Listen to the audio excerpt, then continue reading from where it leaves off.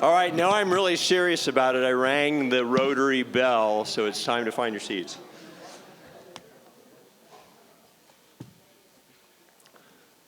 Wow, I'm under pressure now. Good evening, I'm Cam Torstensen. I'm your MC this evening. I am a member of the Des Moines AM Rotary Club. We're loaded tonight, so that was a gimme. Now, I'm also a member of the Rotary Des Moines Multi-Club Committee, the presenter of this evening's program. It is my pleasure to welcome you, Rotarians and guests, to our annual Civitas event, and we are very fortunate tonight to be joined by our district governor, Hen Olker. So let's please acknowledge her presence here this evening. Where'd you get to?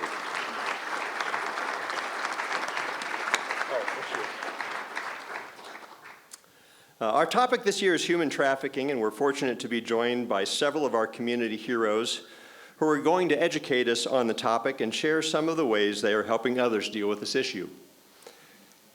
With every Rotary meeting, we also pay tribute to our American flag, a symbol of our great country, and the veterans who have risked their lives for all of us. Please join me in reciting the Pledge of Allegiance as we salute the flag and stand.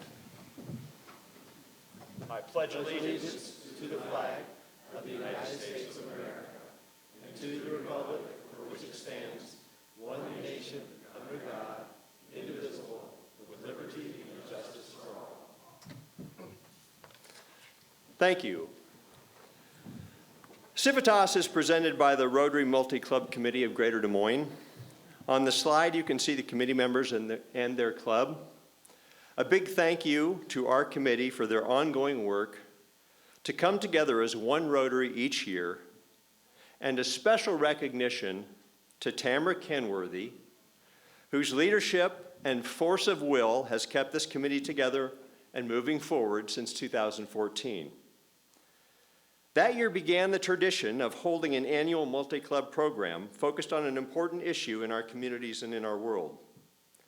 All net proceeds from the event are donated to not-for-profits, and you can see on the slide, which I was supposed to tell Mr. Lewis to advance, each year and the amount donated. Collectively, we have donated $25,150 since 2014. This year, the donations will go to organizations working to end human trafficking. And I'd like to recognize each and every one of you for the contributions you've made since 2014 towards that $25,000 number. So give yourselves a hand.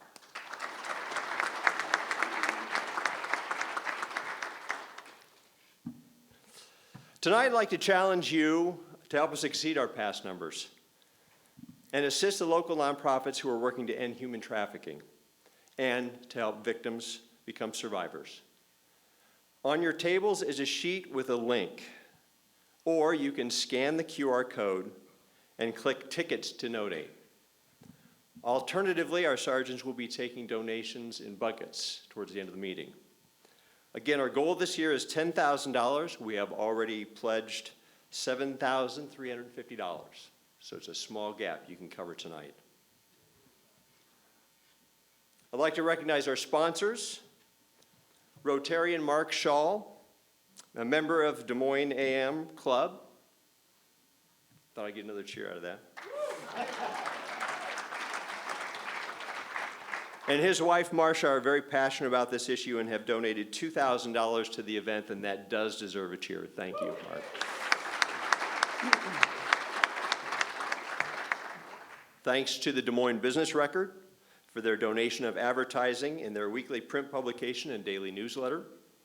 And thanks to EMC National Life, our design and printing sponsor.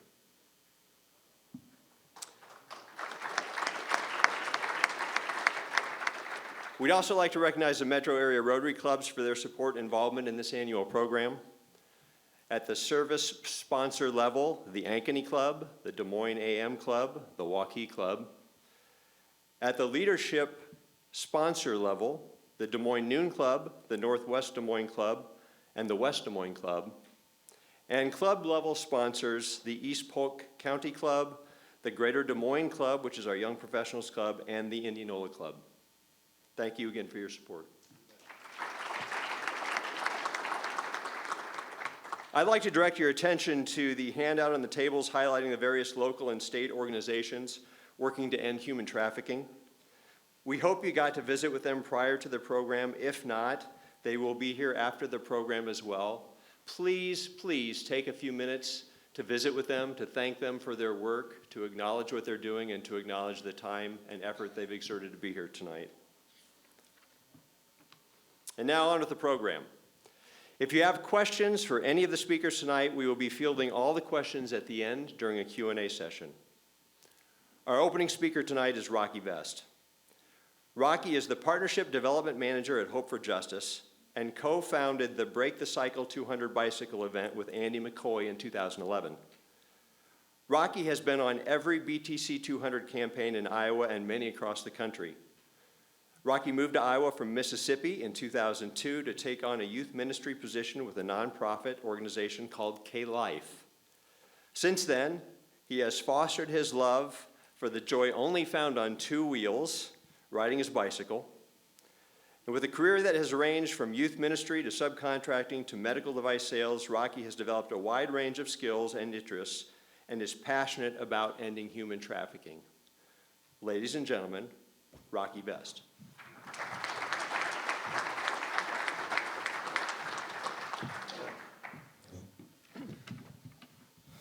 So there's a first time for everything, and I don't ever think the name hero has ever been ascribed to a middle-aged man from Mississippi, middle of nowhere, first grade flunky,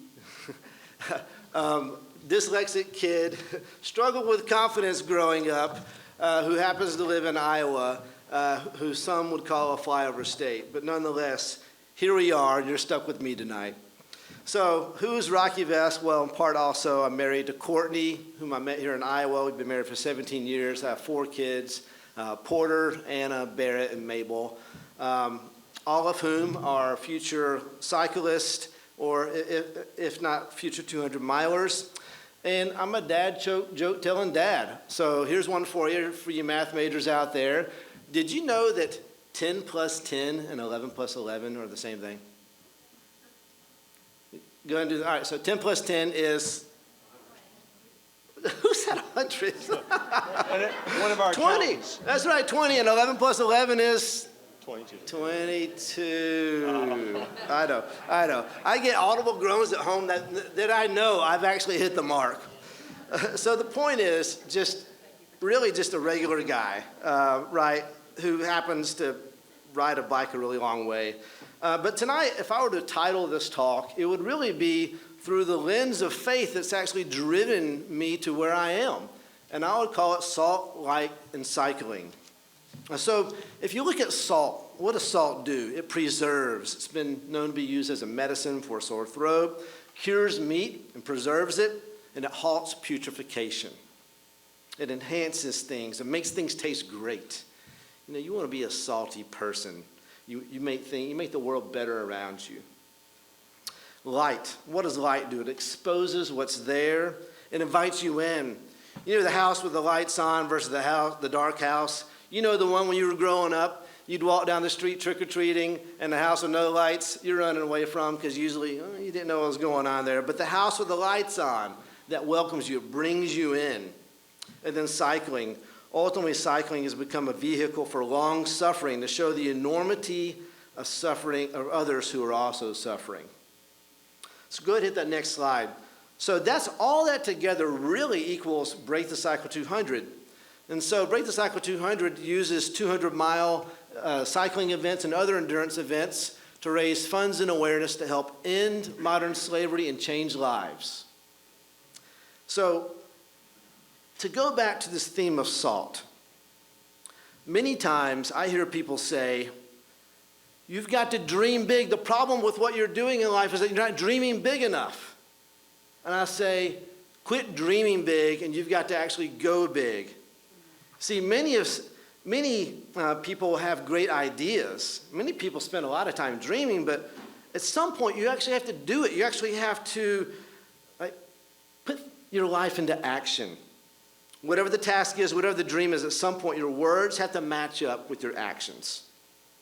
So, in my opinion, God-sized callings bring you into God-sized doings. And here's the cool thing. He prepares the way in advance. If you're going to be salt, you're going to find yourself doing things that you never thought you'd do. You're going to find yourself engaging the world. You're going to use tools like love and humility and service to engage the ravages of evil that are ever present in this world. You see, salt preserves and enhances the flavor of whatever it touches. And go ahead and move on to 2 more slides, if you will, to the definition of human trafficking.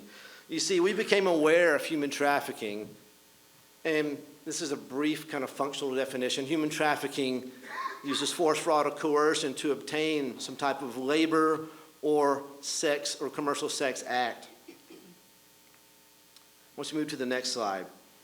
We also became aware of the enormity of this evil called human trafficking, with 40.2 million people. Do we have 40.3 up there? Yeah, 40.3 million people entrapped in some form of human trafficking throughout the world. So it's like sex trafficking, labor trafficking, child soldiering. There's even black market places where people's organs are being harvested. It's nasty business. And so as we engaged with this particular problem, let's go ahead and move it to the base slide next. We realized we couldn't just know about it and not do something. So this massive business, $150 billion business, how in the world could people like us do anything about it? Well, I guess we just have hard heads and big mouths, because we just took the next faithful step along the way. But I gotta tell you, before we get too much further, here's the moment where things really turned as we were becoming aware. Here's where it really hit home. And I'll give total credit to Kelly Markey for this. She's in this room. She's in charge of Dorothy's house. There she is at the table over there. Kelly brought it to my attention that it's not just women who are affected by human trafficking, but little boys. I thought, oh, what? I got a little boy.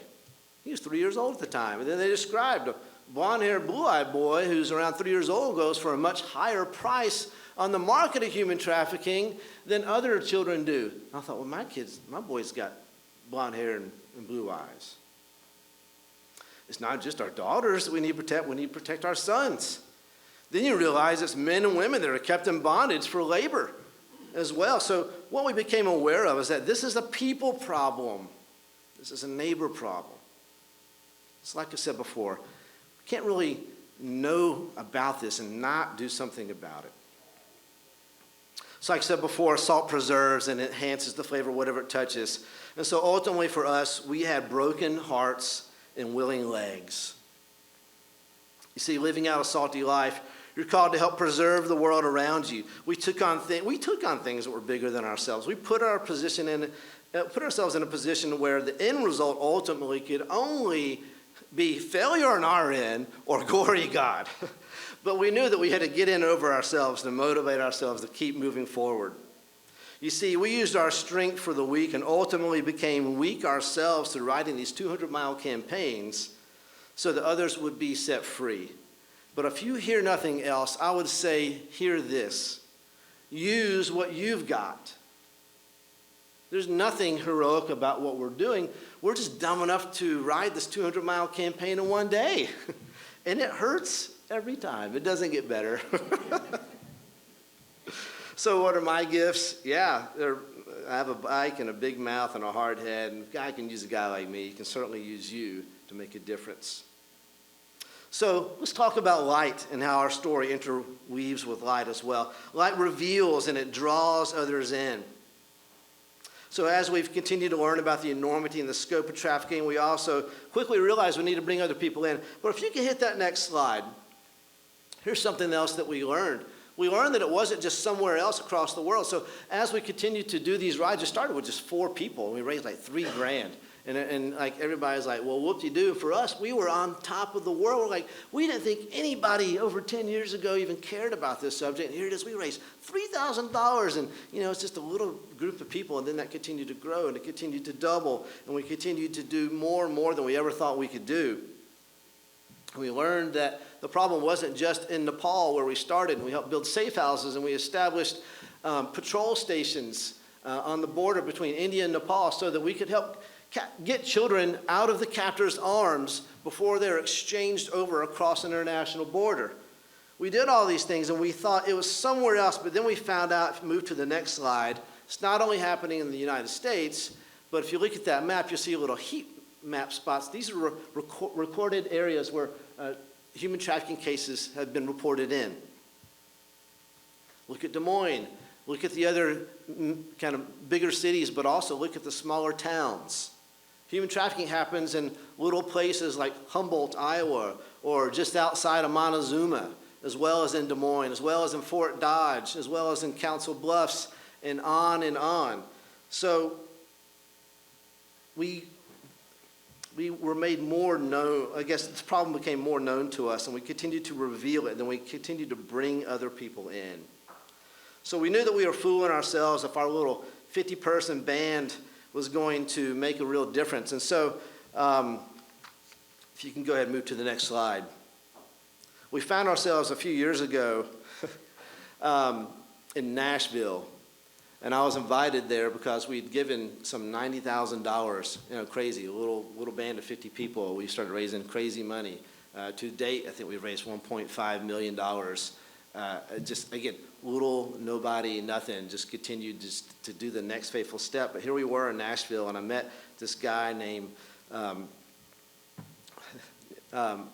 gosh, well, I'm blanking out on our CEO's name, Tim Nelson. Thank you. I kept wanting to say Tim Ogden, who's one of my direct reports. So Tim Nelson, he's like, Rocky, I've got something crazy to say to you, because he speaks like that, because he lives in England, right? And he's like, you should not just give to us, but become part of us. I'm like, what are you talking about? He's like, mate, I'm telling you, you need to be a part of Hope for Justice. And I was like, what is that? And so then we started talking, and then before you know it, this little bike ride that we kind of started multiplying little pockets and little cities across the United States caught the attention of this massive international nonprofit called Hope for Justice. What's my time? 5 minutes? All right, we'll start landing the plane here. And so now, this little bike ride that continued to kind of take the next faithful step as a part of a huge international award-winning nonprofit that impacts hundreds of thousands of lives, that has now also brought investigators to the state of Iowa to make an impact right here in the state of Iowa, also in the United States, and also in England, and in Norway, and Uganda, and in South Vietnam. Now this little bike ride from Iowa is like the little bike ride that could, and we're a part of something much greater and much bigger than we ever thought that we could. So, the thing I want you to take away from this tonight is that use what you've got. Use what you've got. Then also I want you to understand the seriousness of this problem. In a way that I want you to understand what we're doing. I want you to hit that. Oh, that's actually the slide I was going to say. Go back. Yep. Here's something amazing in the way that we're actually taking this problem seriously and giving people practical responses. So you'll see up there, you'll see training, right? And then you'll see referrals. You'll see investigations, and then in the very center, you'll see rescue and restoration. That's what our investigators are doing, and that's how you can play a role. We have a robust educational system. We have excellent educators through our investigators, and also online programs. And an educated leadership is a powerful leadership. As you get educated on this problem, as you understand the inner workings of it, you can find out how you can use your influence to help others, and then hopefully drive an educated referral to our guys, who then will take that and work alongside our current public sector, in which these guys have formerly worked in. You'll hear more about how they do that coming up here soon. But the point of this slide is that if you want to use what you've got this. Let's start there. Let's start with a deeper understanding of the problem, but then how you can use your influence and affluence to help make a difference. And then finally, if you want to take this problem seriously, I think you want to look at the full, maybe a bigger picture of it. I want to talk to you about the three kind of areas of which we're really attacking at large, and the things that you need to help do to help end this problem. So number one, you look at the top, the exploiter, the person who's kind of the bad guy. That's ultimately what our law enforcement, our prosecutors, and then even we help fill in the resources to help relieve that. We need to protect the victim. See a big green circle there. Then ultimately, we need to continue to improve our laws against the buyer. If we as a community, if we as a society embrace this kind of continued economic model, if you will, of unraveling each of these areas, I do believe that we can actually end modern slavery. So as we focus on bringing it all to a conclusion, in the final analysis, I want you to know this. I don't have my head in the sky, and neither should you.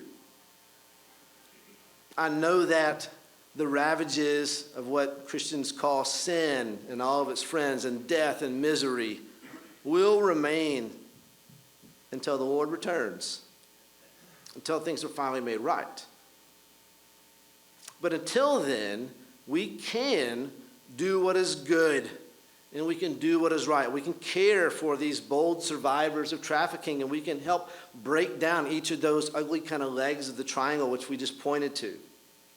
See, I don't think every problem necessarily can be resolved, but I do think this one can.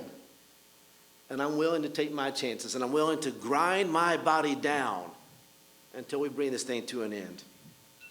So at Hope for Justice, thank you. At Hope for Justice, we, and Break the Cycle 200, we're really like the little boy who brought us 5 loaves and 2 fish to the Lord, and he fed 5,000, and that's what keeps on happening. We keep bringing our little humble, meager gifts, and we keep seeing really amazing things happen. So, like this child, we have a naive, trusting faith that what is impossible solely on our own, what's impossible with man ultimately is possible with God. So, I know I'm not called to save the world. That's God's job. But he does call you to love your neighbor, and that's what I want you to do as a result of being here tonight. Thank you. Go in peace.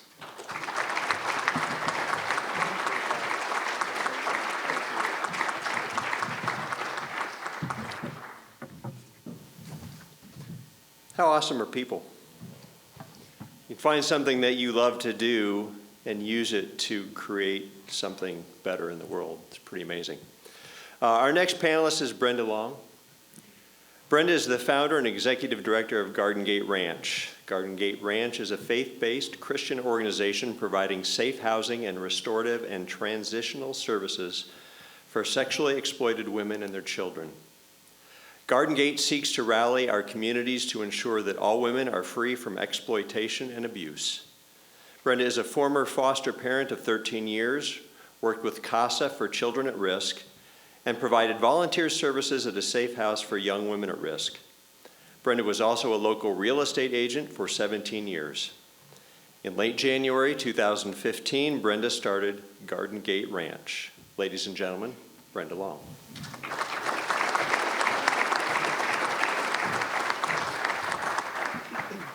Thank you. I'm going to do something a little bit different. I'm going to read 2 survivor stories, and forgive me for reading, but I want to make sure I get them accurately the way she wrote them. These are women right here in our community. They live in the Polk County area. So when we talk about it being, everywhere, it truly is. It's in our own neighborhoods. It's in our own backyard. And so this will give you just a little glimpse of what we hear and see on a regular basis. So first survivor her story is, it was my 3rd birthday. Some of my parents' friend from our church had gathered for a little birthday party. A trusted woman offered to change me into my pajamas as out of kindness of my mother, Soon her husband came in and molested me while she stood there and watched. This was my first memory ever. Soon after, my parents divorced due to my father going to prison for sexually abusing multiple teenage girls. Once my brother was born, my mom moved us away for a fresh start. Looking back, I can see what targets we were: a single mom and 2 young kids. Leaders of a church we began going to befriended my mom. They did kind things for us and supplied needs because we had nothing. And this new move was right here in Polk County. That woman, however, became my madam, all of the while continuing to be a leader in our church. For those who don't know what a madam is, that's a female trafficker. As my grade school year started, countless people would push past a molestation and rape me. My tiny body desperately tried to hold doors closed so people couldn't get in. I was dragged by my ponytail down a hallway into a dark bedroom of a stranger's house. I was molested and raped by extended family members on vacation. I was beat into submission. I fought back once. I have flashbacks where I can physically feel myself being raped. The body never forgets. I have flashbacks of my handlers talking about me in front of me. She is so pathetic. She's so stupid. She will never know how to please and keep a man when she grows up. No one's going to want her anyways. She's worthless. I still have flashbacks where my head's jerked back and my mouth tries to open as wide as it can because my madam is yanking my ponytail back so hard as I'm forced to perform oral sex. In third grade, I chopped my hair off. No longer can they pull my ponytail. At the time, I didn't realize why I cut my hair off. You see, by the grace and protection of the Lord, I spent 30 years of my life not knowing what had happened to my memories, and they were suppressed. I only knew that I was terrified to leave my mom's side, scared to go on family vacations with certain family members, and scared to go to church. I didn't know why I was afraid of my own shadow, afraid of being alone, stricken with severe anxiety, panic attacks. I didn't know why and what was wrong with me. I thought I was going crazy. Starting in 8th grade, I dove headfirst into scriptures and prayer that kept me close to the Lord. I begged and cried out to God to heal me, to show me what was wrong with me. Around age 31, in the Lord's gracious, loving, and merciful way, he answered the lifelong prayer of mine and many around me, that we would find out what was the root of my anxiety. And the answer would be that it wasn't anxiety all along. It was severe complex PTSD caused by being sexually abused and trafficked from age 3 to well into my teenage years. My entire life was absolutely broken and shattered, but it made sense. It finally made sense. The Lord continues to draw me into his presence for comfort. He continues to gently reveal new areas that are next on my healing journey. I thank God for what he has done to bring healing to my life, and I thank him for opening Garden Gate Ranch to help others like me who have experienced the trauma of exploitation. Garden Gate Ranch is a safe place for survivors to find true healing and freedom. I've partnered with them since nearly their opening day and cannot express how great of an impact their program has on survivors by providing the opportunity for true freedom and healing found in only Jesus. So the next story is Annie. I cannot be out of time already. You're good. The next story is Annie, and I'm just giving hers real briefly. We do have her book, and it's over at our table if you would like to read it completely. But in Annie's story, she said, growing up, my family was very dysfunctional. Divorce and adultery were common, and sadly, so was incest. Sexual abuse began when I was 4. By the time I was 12, I had been sexually abused by multiple family members and having intercourse with my adopted father. Looking back, I never really thought of myself as being abused because it was my life. It was the only life I'd ever known, and I thought it was normal. However, as I got older, I began to realize this wasn't happening to my friends. Also, as I got older, it wasn't as easy for my father to manipulate, so our sexual encounters became less frequent, which was a relief to me. However, when I was 16, my dad drugged me. While I was knocked out, he and 3 other men took pornographic pictures of me doing all types of sex acts with these men. They were only shown from the chest down, so their identity is unknown, but my identity was obvious. With these pictures, my dad blackmailed me into doing whatever he wanted whenever he wanted. So for the next 7 months, I was blindfolded and forced to have sex with different men on a regular basis. During this time, my coping mechanism was disassociation. When the men were violating me, I would imagine I was somewhere else. Also, every morning before going to high school, I would look at myself in the mirror and tell myself that I was okay and that I could make it through another day. The nightly encounters continued until I realized I was 3 months pregnant. My dad tried to get me to have an abortion, but I refused. Once my pregnancy was known, the men never came around again. Of course, I had no idea who the father of the baby was, but I ended up going out of state and having the baby and put the baby up for adoption. Over the course of the next decade, my life was like someone with a split personality. There was one side of me that was solid Christian and that I went to church multiple times a week, read my Bible, prayed, went to Bible studies, etc. However, there was the other side of me that was still like a sexual robot, like an unpaid prostitute whenever a guy came onto me. It wasn't what I was looking for, anything sexual, but I didn't know how to say no if the situation presented itself. I was like a functional, dysfunctional person.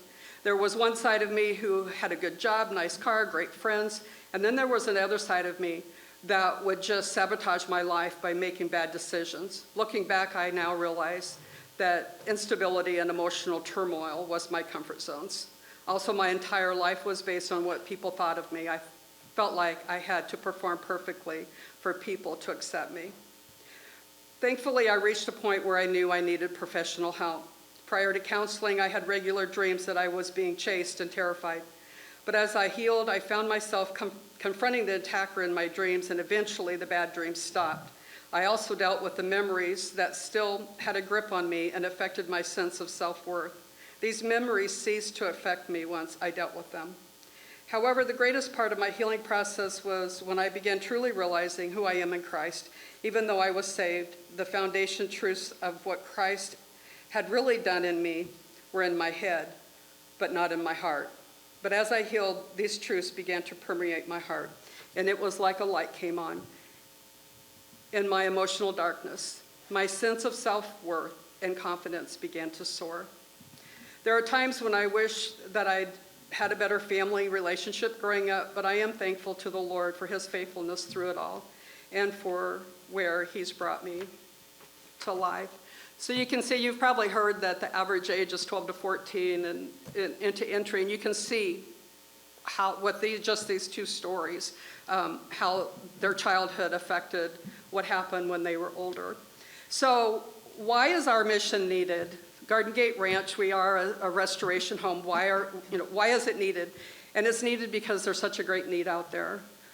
You just heard a few of the many stories that we hear on a regular basis. So real quick, I'm going to share, if you go ahead to the next slide. So Garden Gate Ranch has two unique programs. Our first program is the ranch and the cottages. At the ranch is our continuing restoration home for women 18 and over with children or expecting a child. There we provide basic needs, housing, food, clothing, and safety. And each woman has her own individual care plan that's designed according to her needs. And so those additional services includes academic, numerous therapies, counseling, an abundance of discipleship curriculum, substance abuse groups, and other relational groups. And we hope to have equine therapy at the ranch very soon. That program is 20 to 24 months, and it is free of charge to her. And we're fully staffed, and so it does take a lot to run a program like this. And our community has been such a blessing in helping us do that. Our second part of that particular program is the cottages. It's our transitional independent living. To help her transition from her cocoon of being in the ranch and not having to deal with the real world, so to speak, and then helping her to go out into the community in a healthy way. That program is approximately 9 months. And then phase two, we do not have this up and running yet, but it's on my heart to do. We will have our immediate rescue home. It will be a residential shelter safe home called the Pathway House. That will be for women 18 and over with or without children. And it's really to get her off the street out of immediate danger. I have had phone calls from a young woman hiding behind a dumpster in downtown Des Moines, running from her trafficker. She can't go home because they know where her mother lives and they threaten to kill her mom. And so what does she do? She's calling those of us that are in the community to help, like where does she go? We had another young woman that was looking for help, running from her trafficker, made the connection, and by the time we found a place for her, we weren't open yet. By the time we find an open place for her, she had told us, oh, I don't need a place now. My new boyfriend says we can go live in his grandpa's basement. And we never saw her again. So we all have a good idea of what probably happened there. But anyway, so this is very needed in our community. And that program will be a 45 to 60 day. Again, it's not for long term. It's to get her off the street, get her basic needs, find out what she needs, and then get her there. And whether it's out of state, whether it's back to mom and dad, whether, it's whatever she's needing. So that's what we're doing.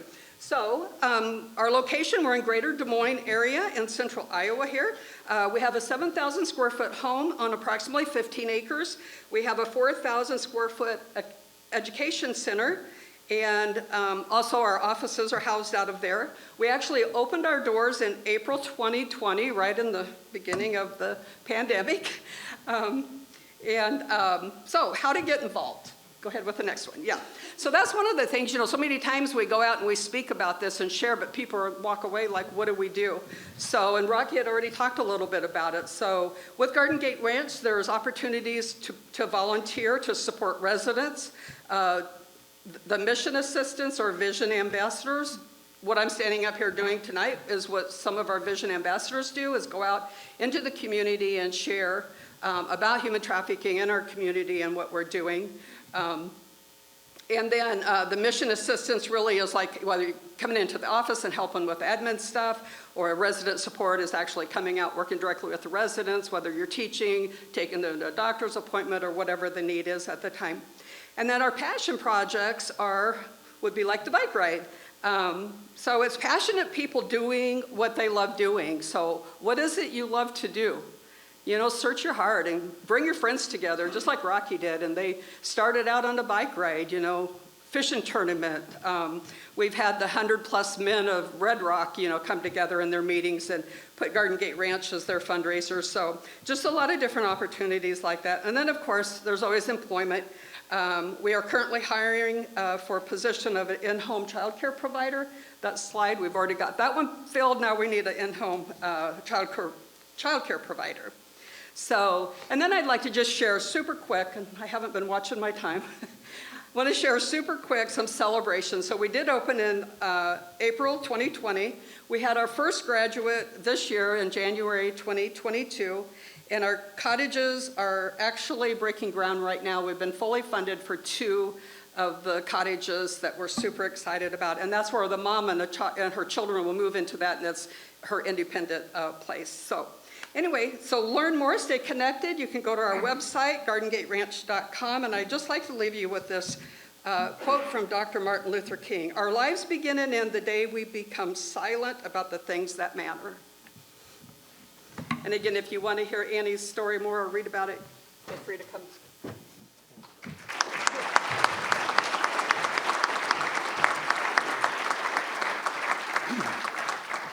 Thank you. So our third panelist is David Gonzalez. David is a senior investigator, Midwest region, with Hope for Justice US. After serving our country in the Army, David began his career as a peace officer with the Iowa City Police Department in 1996. I don't think we've met in that capacity, but he led his team, which included federal, state, and local law enforcement in human sex labor trafficking investigations across many states.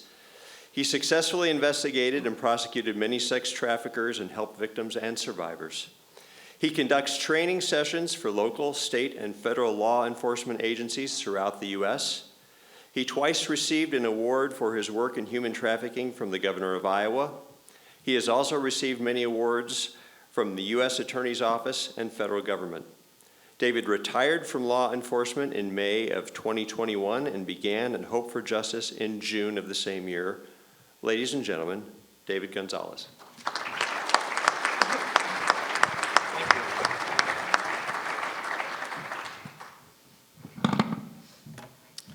First, I'll start by, I'm so happy to see the number of people that are actually present when we discuss something like this.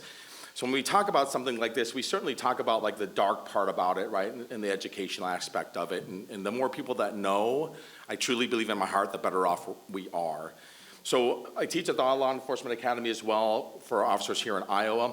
Also work very closely with our federal authorities here in the U.S. Attorney's Office for prosecutions, and we still do that. So a couple of things I want to talk about. Who is Hope for Justice and what we do? So kind of like it was mentioned, I retired in in May. And I had a 2-week retirement, and it was like the best 2 weeks ever, right? I was like, oh, this is awesome. But truthfully, about week 2, I'm like, what am I gonna do, right? I'm like, what? So anyways, a company that was actually based out of Nashville, Hope for Justice, they called up, and they had reached out 2 years prior when I was working a case, I think it was in New York, saying, hey, listen, we'd really like to have a chance to sit down with you and talk to you. I've never heard about who Hope for Justice was or what they do. I'm certainly glad I do now, but certainly at the time I didn't. And if I would have known the resources Hope for Justice had, their mission and their drive, I certainly would have used them in all of my investigations. The one thing that we always kind of look like in these investigations is the end part. Okay, so we talk to our victims, survivors of human trafficking, but what do we do now? I mean, that's that part when you start working with authorities and law enforcement. It's like, what do we do now? What do we do? And certainly I started to learn about these, even some of our NGOs, which is awesome, and some of our advocates to help us with our victims and survivors of human trafficking. Kind of like what we just talked about here. And the work they do is absolutely amazing. And I mean, it's amazing, absolutely amazing what they do. So anyways, as I got into it, I started my career working violent crime and high profile cases. So I traveled all over the country working a lot of the murder cases and stuff like very difficult cases. Departments would call me for it saying, hey, can you help us out in this case? Which in turn led to my very first exposure to human trafficking. Now at the time I had no idea what it was, but I was working a murder case and it was started out of, I think it was like 6 years old, 9 years old when I actually got this investigation, and then working a case out of Minnesota with this young lady, I think she was 14 at the time, that had been taken from Minnesota, brought down to Iowa, and then started being trafficked here in Iowa as long as other states. And that's kind of how I got involved in this case. But based off of my investigation and meeting with this brave young lady, it kind of led to some of the clues that we're able to solve a whole bunch of different crimes, and then certainly be able to hold those accountable for doing this type of stuff. One of the things that I did notice, and I usually share quite a bit, is the difference between the type of cases I worked and then move into human trafficking, especially if you're into labor trafficking or commercial sex acts. And the other violent crimes I do, and this is gonna sound, and I certainly don't mean it one way, especially if you're a survivor of a violent crime certainly does happen, and it is sad, and I've talked to a lot of survivors about that too and their families, and it affects all of us. When I talk to our victims of human trafficking, and then subsequent interviews with the survivors of human trafficking, this person, regardless of age, that crime doesn't just happen once and stops. It's going to happen over and over and over and over again. So once I got involved in this type of stuff, and I truly believe in my heart, and sometimes I get emotional talking about one particular case, but I am gonna share it because I think it's actually pretty good for me to speak about. But as we get involved in these cases and investigations, and you start to learn about people, there is nothing more evil in all my 26 years in law enforcement at every level as human trafficking. I mean, this is absolutely an evil deal. I mean, it knows no boundaries at all. So obviously studying our federal law, which is actually, you get to 725 with the Iowa Code, and then you get to 1591, which is a different statute under federal law.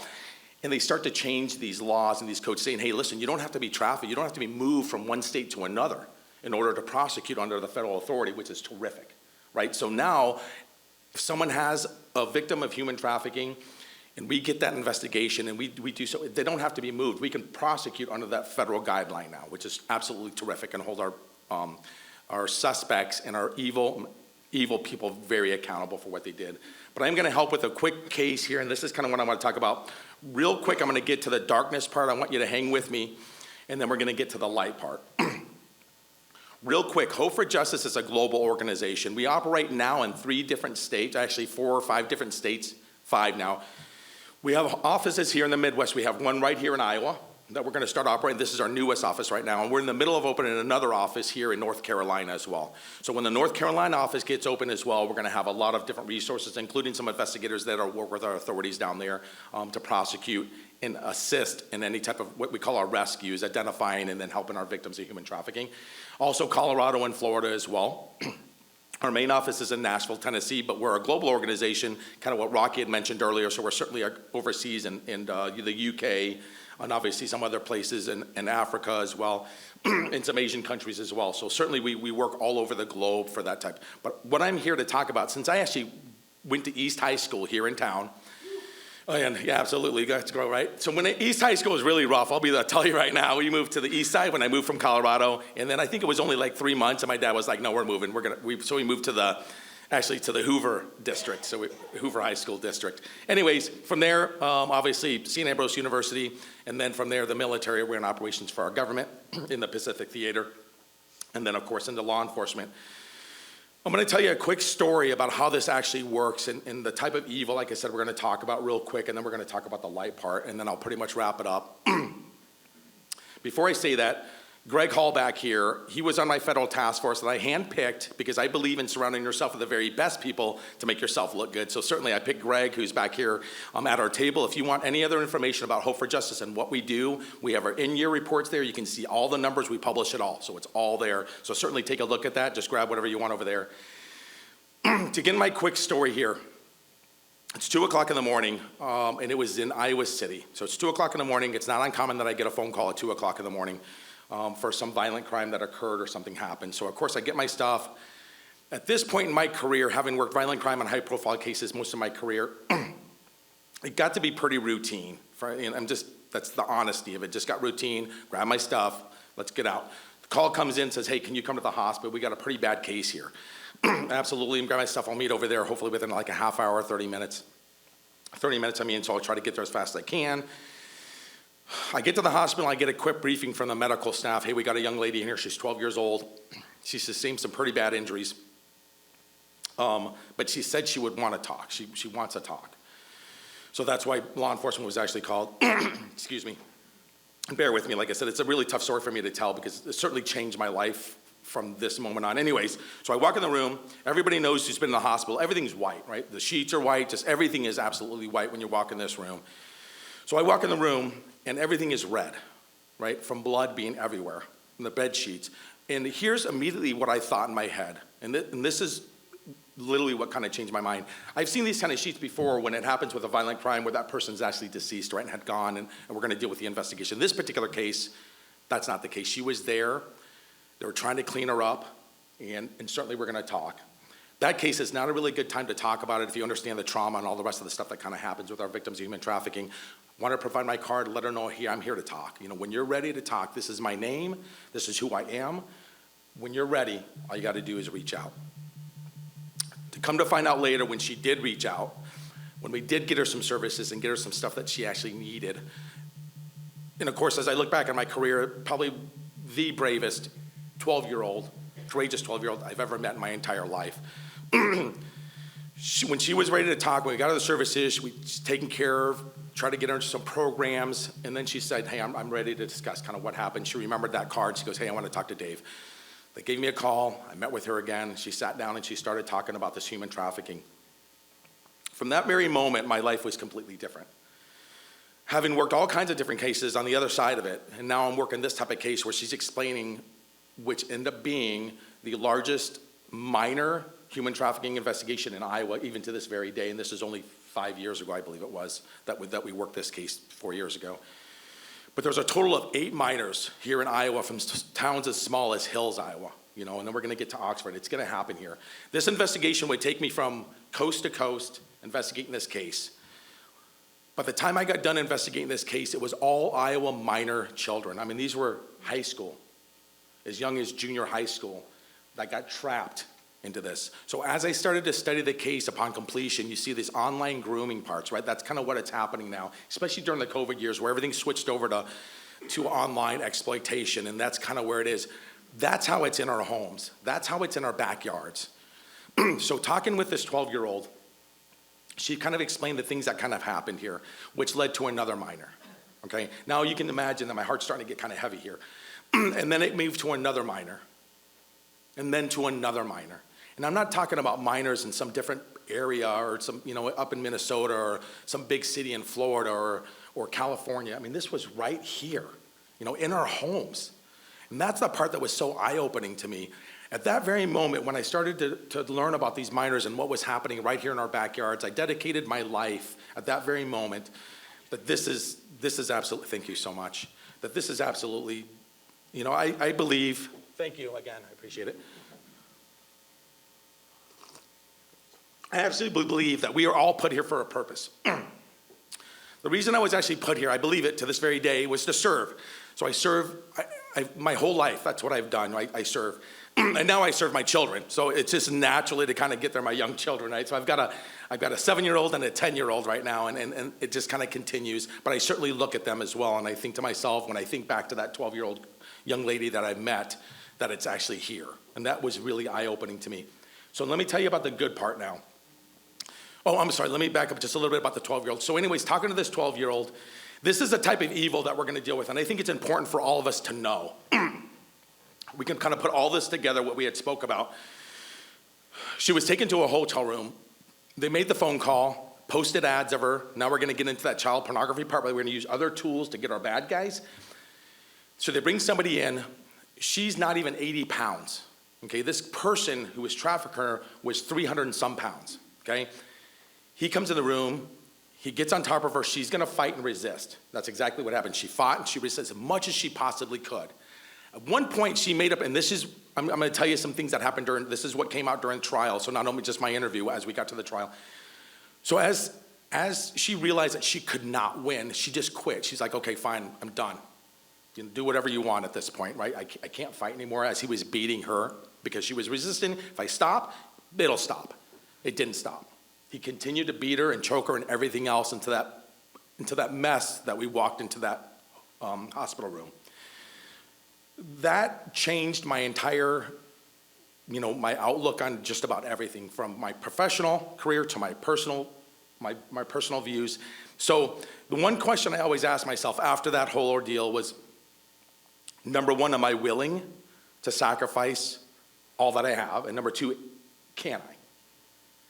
So my answer to both when I looked in the mirror is absolutely I can, and I will. And that's exactly what I've dedicated my life to do, and I want to educate as many people as we can. I want to talk about the things that are really difficult for me to talk about that I've seen, because I truly believe in my heart of the 30 years of service, or 40 years of service, because I'm only 27, but of all the years of service, if we can help one person, one young lady, one young man, one man, then it is absolutely worth it to me.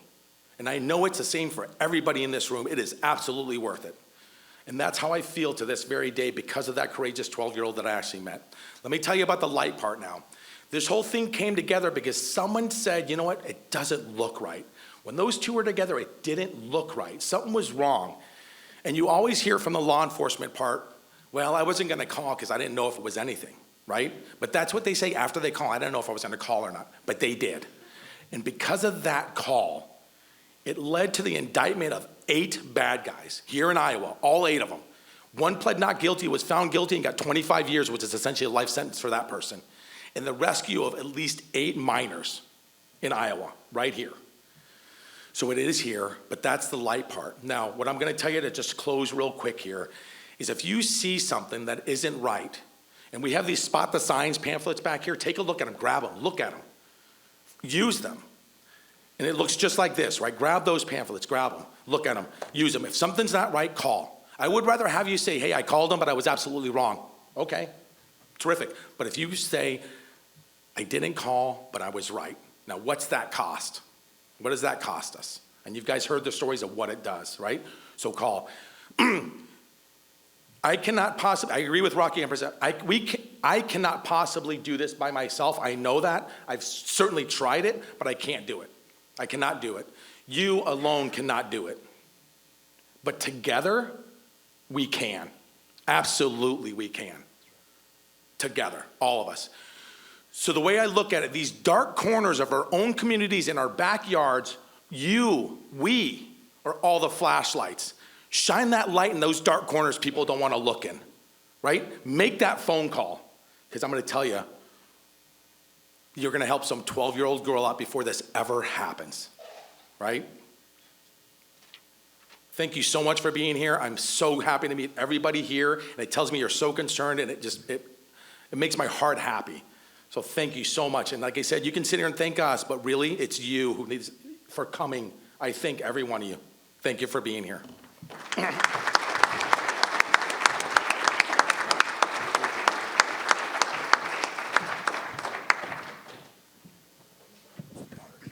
Does this work?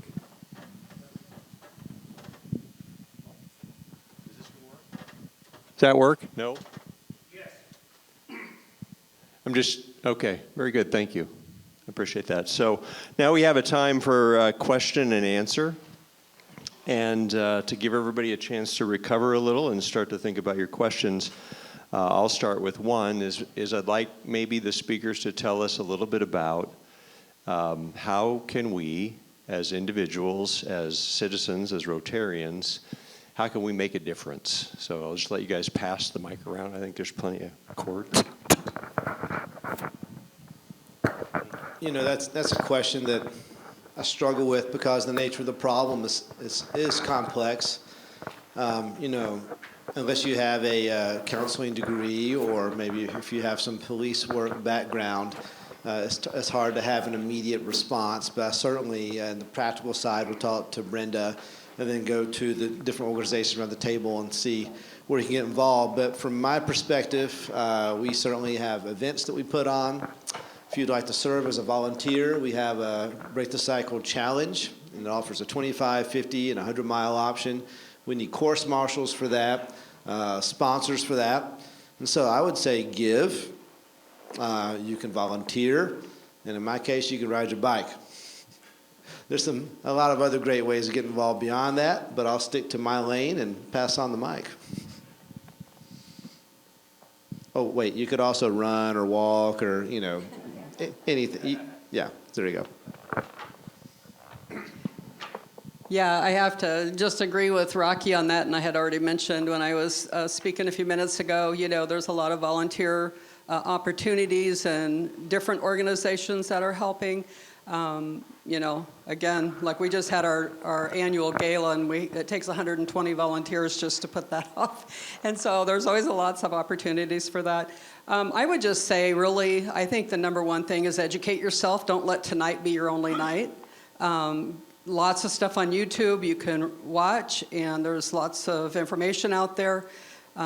Don't stick your head in the sand. I mean, it's not a comfortable situation. I mean, I wasn't looking for this when it found me. I mean, I have 7 children, 28 grandchildren, and 4 great-grandchildren. I wasn't looking to take care of any more children. But what we're doing is very impactful, and it's changing lives, one life at a time, and it's changing generations. So don't think you're a little bit. If you're thinking in your head it's just a little bit, that it doesn't matter, because it truly does matter, and it matters for every one of these young people out on the street. Thanks, Brenda. I would also, the biggest thing for me, I think, is number one, and Brenda hit on that, is education, right? We need to learn what this is. We need to learn where it's happening. So certainly if we can educate ourselves, that's a big one right off the bat. So, and that will certainly help us, recognize those signs, recognize what's going on, and then also be able to recognize I can help, right? I can make that call. So at Hope for Justice, we also have places for interns, for young people. If they're in college, we take interns and they can work at the company. They can do all those types of things and learn about all those things. But the biggest one, and I couldn't agree with Brenda more on that one, is the educational aspect of it. Let's learn about what's going on, and then we can take action.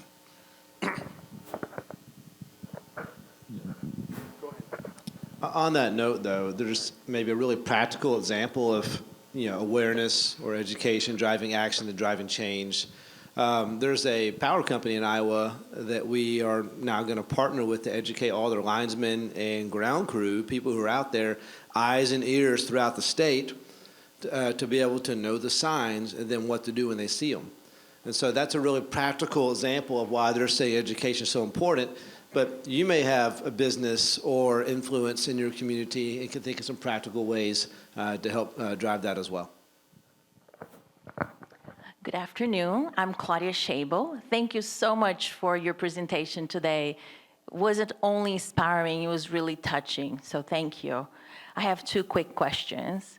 At the state level, what are the laws that are punishing the buyers right now, and are they good enough? What is what we should be aspiring for? And then two, I know this is not a competition, but here in Iowa, we like to say that we're Iowa nice. So in the scheme of things, in comparison with other states, how bad is it? Thank you. Hey, those are great questions. Is that on? Can everybody hear me? Okay, those are two terrific questions. So number one, Iowa law is set up, it's an escalating, so if you look at the Iowa code itself, and I believe it's gonna be 725.1 is gonna kind of cover this part of it.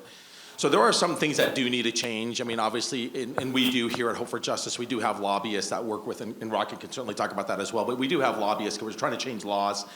A lot of the times, depending on what jurisdiction you're working in, a lot of times we may prosecute under the federal law just because the penalties might be stricter for some of the our suspects or evildoers or defendants in that particular case. But anyways, but Iowa law, they do have it. It is there. If under Iowa code, it really kind of depends on a minor and adult. If it's a minor, you're going to step up into the felony level stuff. So you might get up to that B felony level, which can be punishable by 25 years, up to 25 years.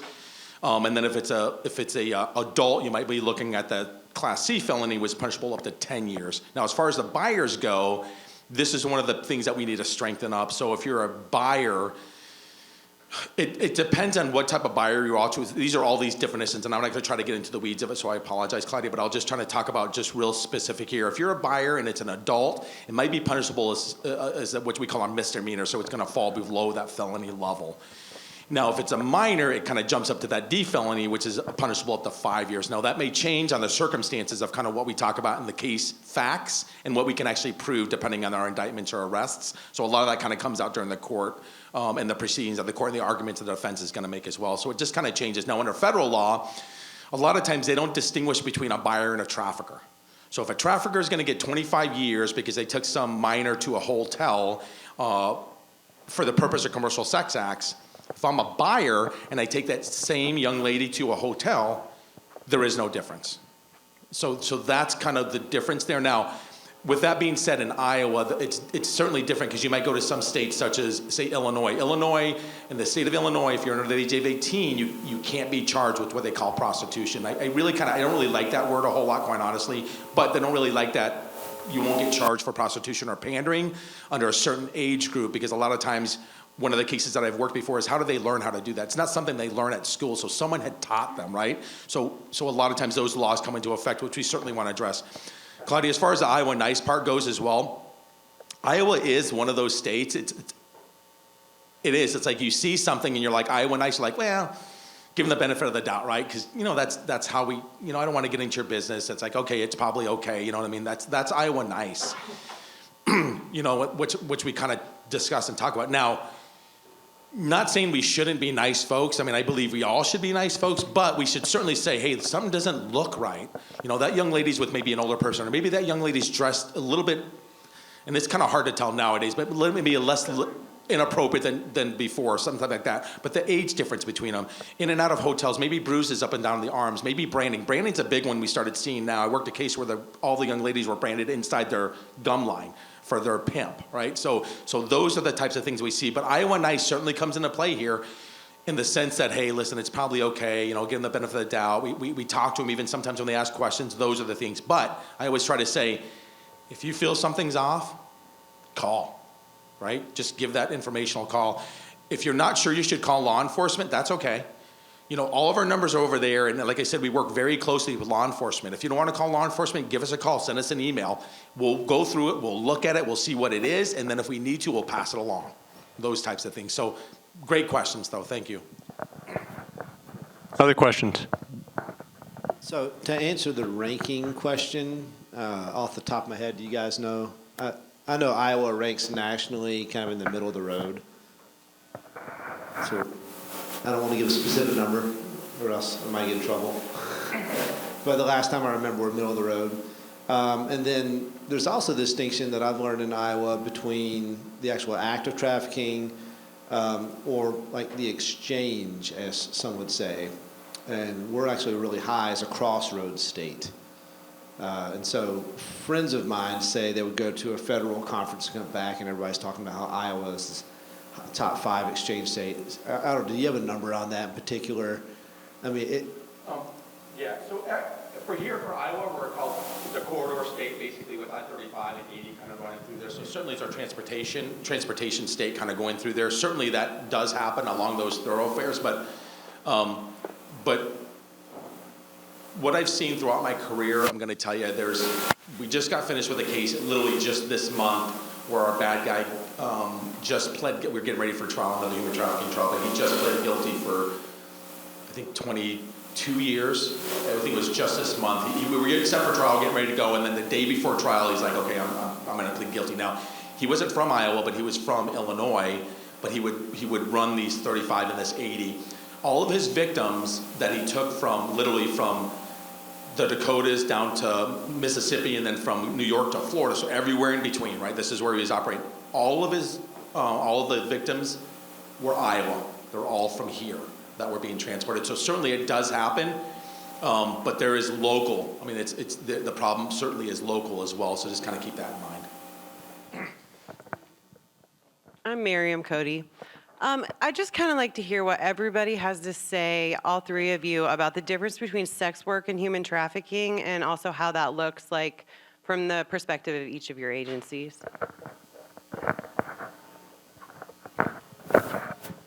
So that's a terrific question. It's a difficult question. So in my experience and what I've actually dealt with before, and like I said, the prostitution part, when they say that word prostitution, it's a tough word for me to actually say it, just based off of my experience, and I'll kind of share with you about that part. So a lot of times when people do talk about prostitution, or when young people get charged with prostitution or pandering, what it's called in the Iowa Code here, certainly I start to think to myself, how does that happen? How did they learn how to post ads? How does this occur? So that's kind of one of the things that I certainly see here when you're talking about young people and how they learn to do it. Now, I've had cases before where we have our victims of human trafficking and then survivors of human trafficking.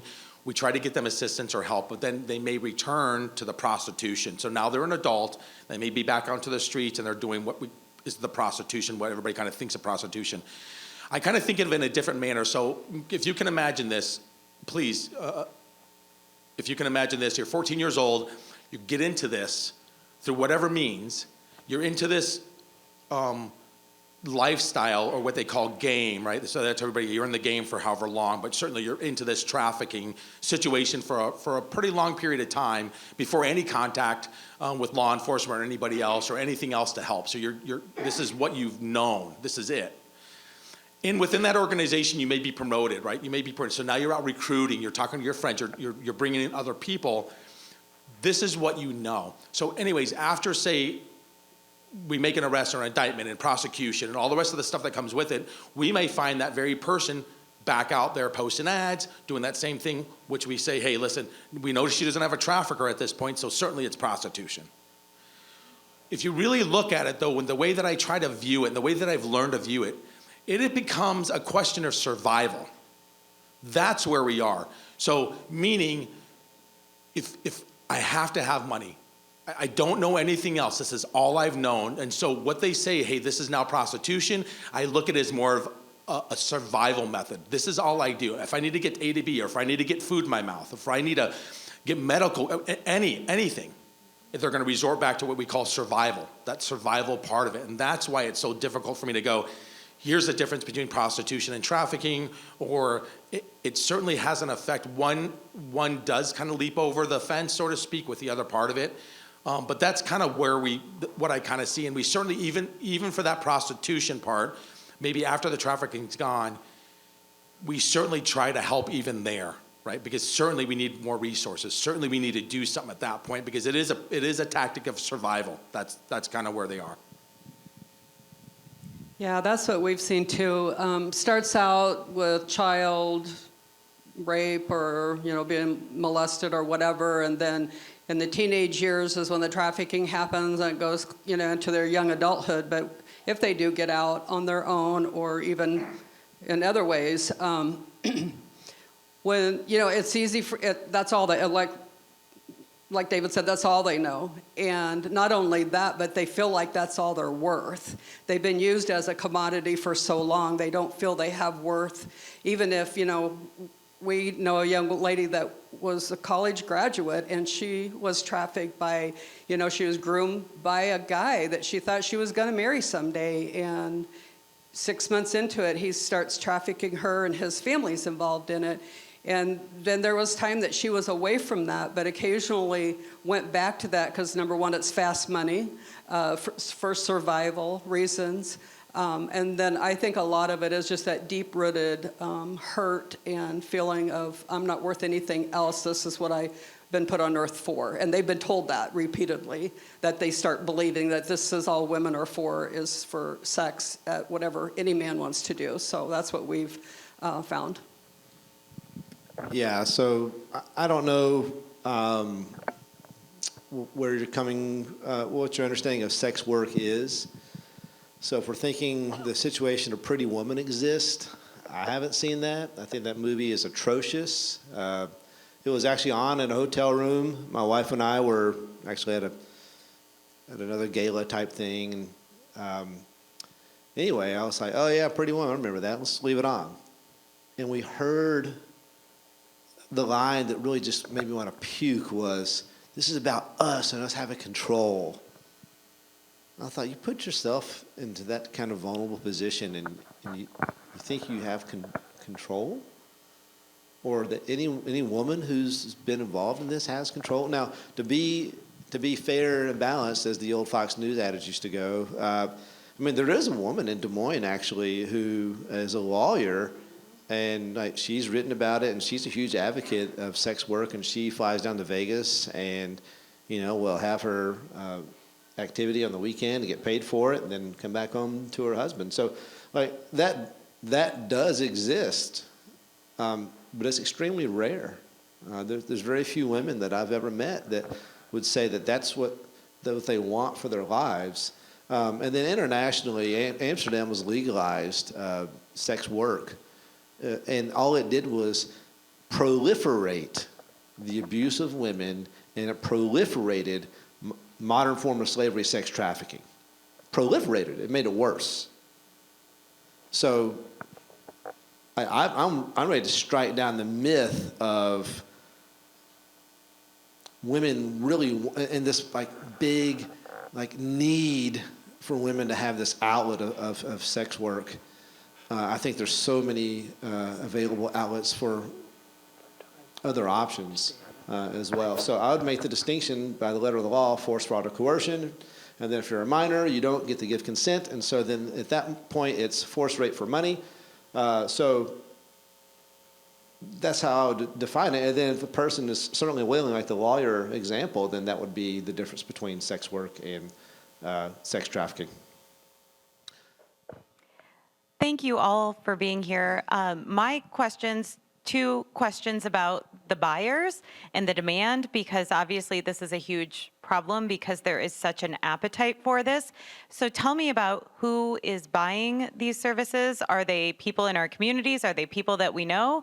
And how are they finding them? Well, the people that are buying are men just like the ones in this room. You may not be, or you may have, I don't know. But the stats would say that 1 in every 10 men is paid for sex in the United States. They look like regular guys. Dave has told me story after story, and I'll let him tell it, but it's normal-looking guys you can work from construction to at the highest level of state government. One example is, so there's a woman named Tina Front. She was very influential on my journey in understanding human trafficking. She works in Washington, D.C. One of the young boys that she was helping get restoration was going to court to testify. And then when he walked into the room, he turned white as a sheet, as Tina would say. And, he had this iron grip on her hand, and he said, "What's going on?" And his hand shaking, pointed at the judge and said, "He was one of my tricks." And so Robert Kraft, there was that example. He got off on some, I guess he had a really good attorney. So, I mean, billionaire to construction work and every person in between, that's who it is. But, quite honestly, the risk of getting caught is quite low. And this ugly business is extremely lucrative. And so then it continues to go on. Go ahead.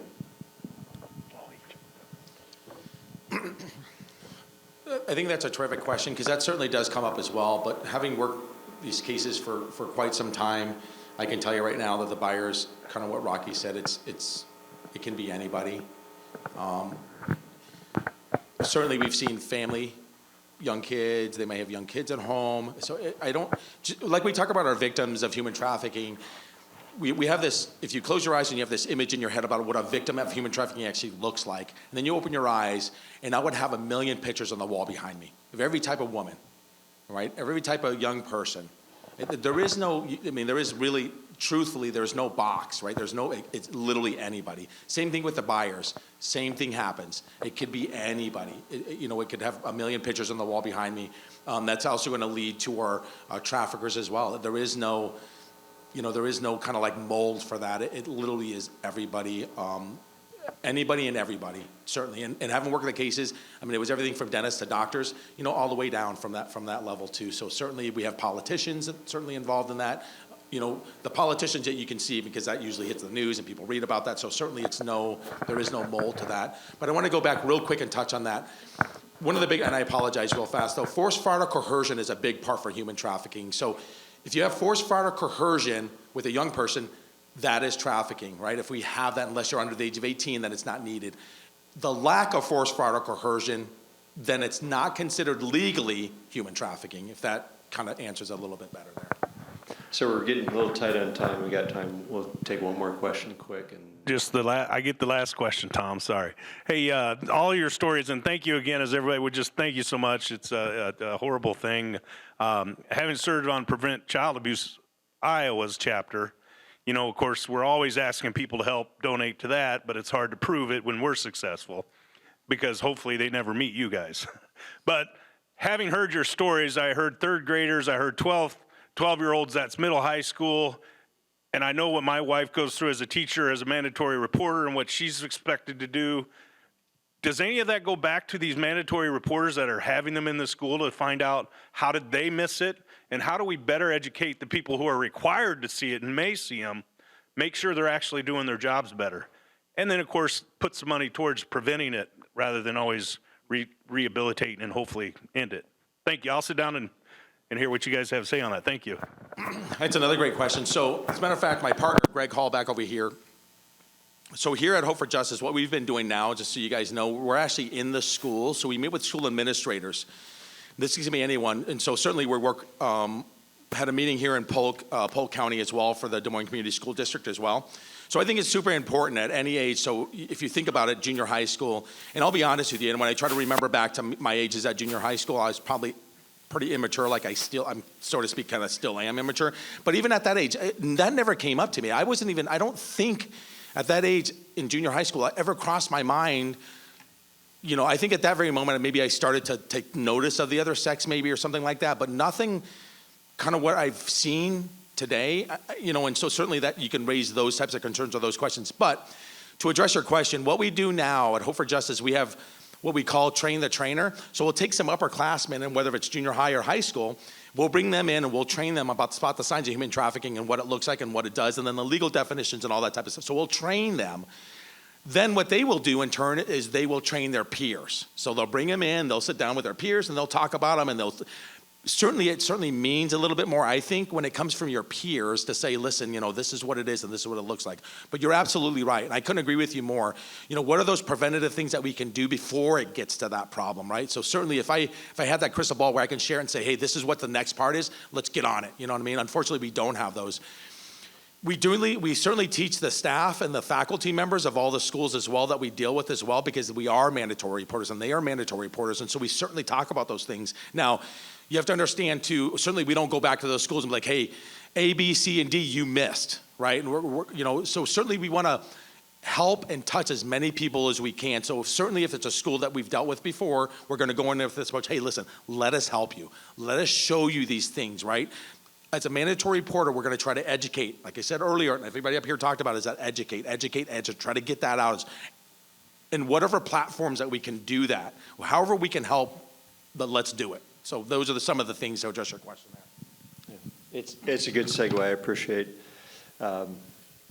Listen, this is a serious topic, but this room is full of serious people, and this is something that we have the ability to bring to an end, and we need to be serious about doing it. So the Civitas Committee is planning to continue with this same area of exploration for our program in 2023 as well. We'll have a different lineup of speakers, and we'll want to focus on this in a way that is really reflective of the way in which our Rotary clubs are participating in making this better in our community. And so your club can plan to hear from our committee about supporting the Civitas initiative around human trafficking over the next year. In the first quarter, we're going to reach out to you about a plan of action for the year, about speakers for your Rotary clubs during the year that may help impact this effort. And we're going to talk a little bit in a minute here about an online certificate training. I'll come back to that in a second. The second quarter, you can expect to hear from us as a committee to work on projects to raise funds for local nonprofits. We're going to work with regard to the rescue sticker distribution and awareness product. Ron's been great in helping us get engaged there. In the third quarter, you can expect us to reach out and talk a little bit about Rotary Multi-Club Week of Service, which is a Rotary International initiative and products to drive local nonprofits. And then finally, in quarter four, we're going to challenge you to help us by sharing with the Civitas folks the things that you've done, the successes that you've had, and how we can continue to build that momentum. So listen, I know there are a lot of causes out there in the world today that demand our attention. All you have to do every morning is get up and turn on the news, and you recognize that that's the case. One of the things you've heard, I think, tonight is that there's one significant way that you can personally help end human trafficking, and that's to know the signs to look for. And when you see something, say something. It's a simple threshold. You all can do it. I know you all can do it. The Governor's Office to Combat Human Trafficking has a library of online training programs, and the first one on that website it's actually a 22-minute video, and then you can test for a certificate after that, so less than a half an hour. We challenge you to spend 30 minutes in the next quarter to educate yourself about what to look for, what to do. That information's out there for you. I would like to see us next year be in a position where we can look around the room and say that at least 50% of your club has taken this training. So that's our challenge to you. So listen, while we close for food and drinks and fellowship, my last appeal would simply be this. Please take the time to visit the people at the periphery of the room who are dedicating parts of their lives to address this issue. It's a very significant issue, but we can make an impact on it. They've taken time out of their busy lives and their mission to help with this, to be here, to engage you, to try and get you to help them. So I challenge and really ask you to take a few minutes, just to spend a few minutes time to talk to them, support them, thank them for what they do, learn a little bit more about it. As we close tonight, I'd like to thank our speakers, Rocky, Brenda, and David. Great room. I appreciate your being here. It's an incredible program. I'm going to quasi-offend, I think, Rocky for the second time and say again, you guys really are local heroes for your tireless work in the community, and we appreciate it, and we need to be inspired by that. If any of you know others who would like to view the program, we have recorded it. We can share a link for that. We hope you were touched today by the powerful messages that you heard. And I hope that you will consider a donation to help us beat our $10,000 goal to help local nonprofits end human trafficking. For guests who are interested in learning more about our Rotary mission, which is service above self, and Rotary membership, stop by our Rotary booth at the back. There are 12 Rotary clubs in the greater Des Moines area. So if one is more convenient for you, if you just want to check out a different club, or you're looking for a club that sings, I can direct you in the right direction for that. You're always welcome as our guest. And as we do with all Rotary meetings, before I move into this, I'd like to thank our district governor again for being present tonight. I think that's a significant show of the importance of this. And again, as we do for Rotary meetings, we will end with the four-way test. So I'd ask you to please rise and recite with me the four-way test. First, is it the truth? Second, is it fair to all concerned? Third, will it build goodwill and better friendships? Fourth, will it be beneficial to all concerned? Thank you for joining us this evening. We have sergeants at the back of the room who are prepared to take your donations. Please enjoy some fellowship and some gathering while you're here. Food and drink is available, and once again, thank you very much for being here and participating. Thanks again very much to our panel. Thank you.